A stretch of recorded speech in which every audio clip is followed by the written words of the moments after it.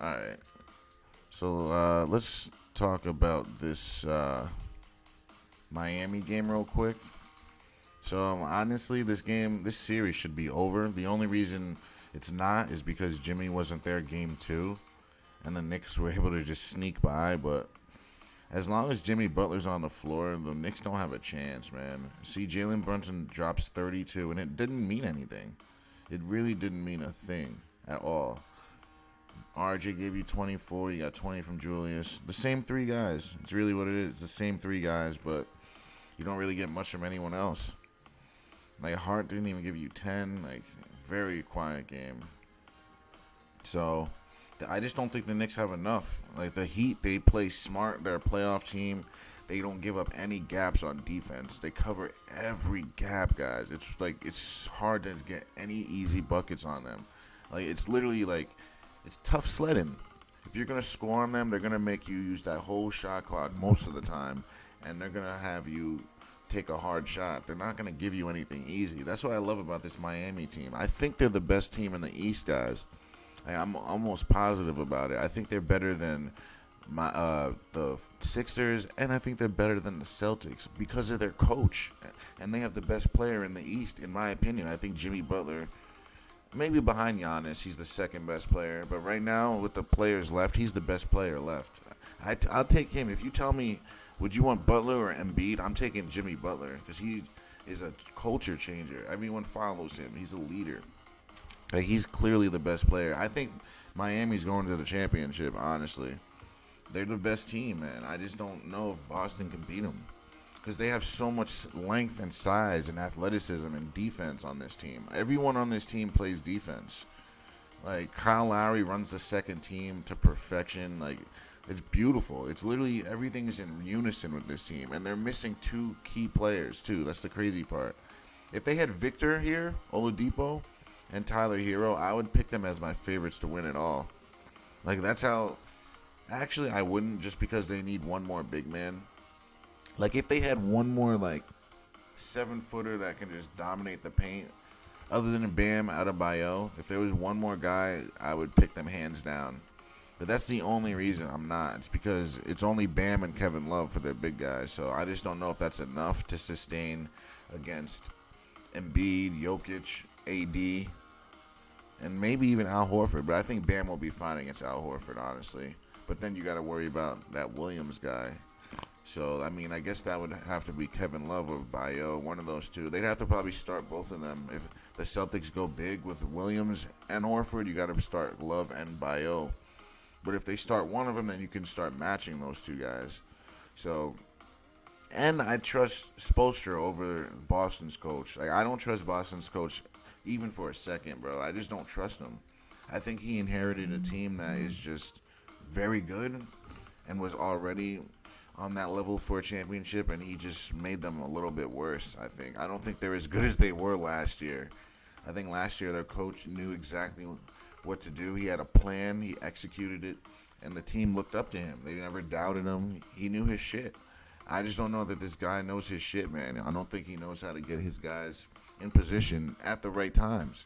Late in games, I'm figuring out what the hell is this team doing? Do they even have a set play? Does anyone know who the dynamic scorer is going to be? And I'm just looking around late in games at Boston, like, who's that guy? Who is the one that's going to do it? And it's just, there is no one. They don't have a coach that knows what to do late in games.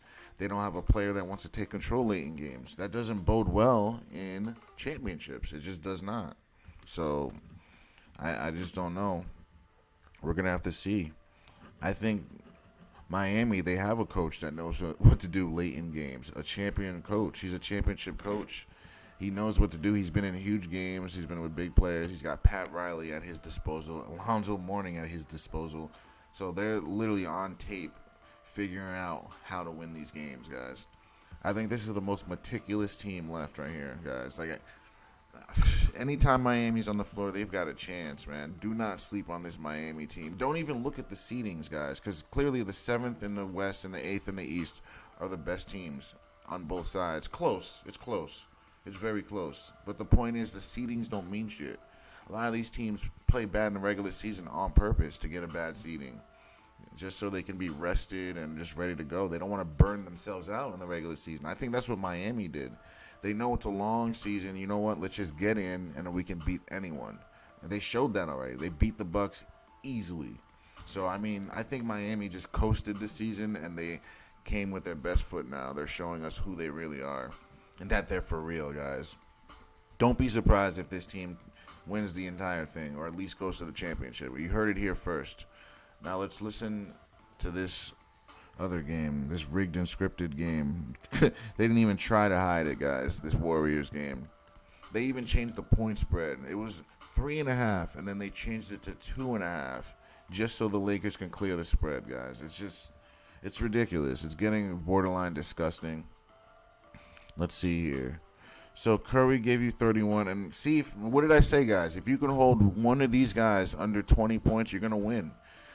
Clay can only get you 9 points. You win the game, guys. If you can hold Clay to 9 points and say, oh, go ahead, Steph, beat us, you're going to win.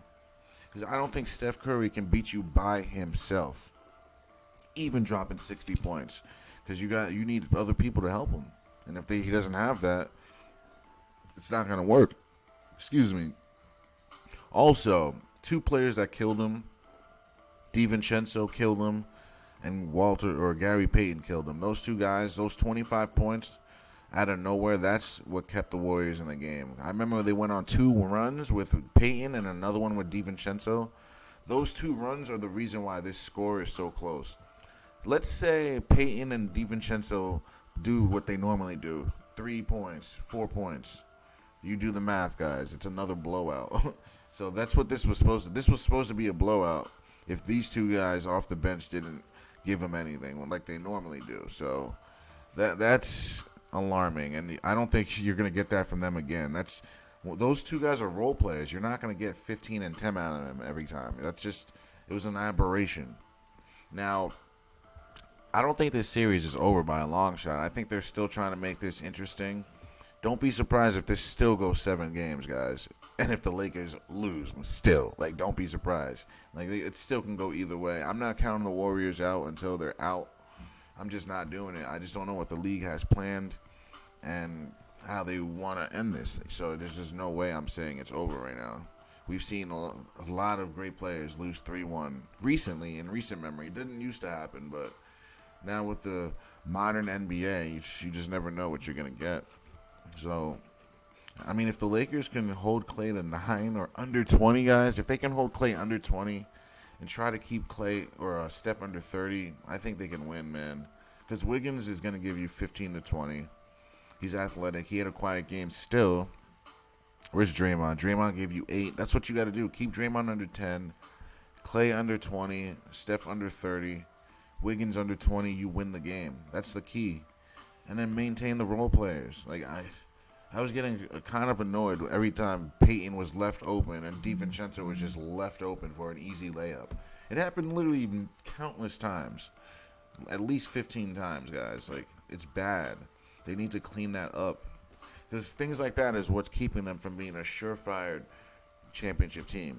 Small, easy buckets. They got to get better in transition, the Lakers do. They're slow. But they're getting better through the series. You're seeing it. Now, LeBron almost had a double-double. We had a double-double with Anthony Davis. We need 30 out of those 2 guys. Give me 30, LeBron and AD. Austin had played his ass off. Schroeder played pretty well, other than that 4-point play he gave. And Lonnie Walker, as the savior, he saved them, guys. Dare I say, but they need that. There has to be somebody. It wasn't Huchamara this time, but there has to be somebody off the bench that's going to help this team win. And who's it going to be? And today, or last night, it was Lonnie Walker. But it always has to be somebody, guys. Somebody has to step up because it can't be the same guys because those guys are always tired. They played 43 minutes, guys. That means they sat for 5 minutes. They're tired by the fourth quarter. These guys, they don't have legs underneath them in the fourth. So they just need more guys to chip in. That's all it is. And Lonnie Walker was able to do that. Hopefully, Lonnie can be there for them for the rest of the playoffs. Hopefully, they found something in him because he seems like he's got a burst.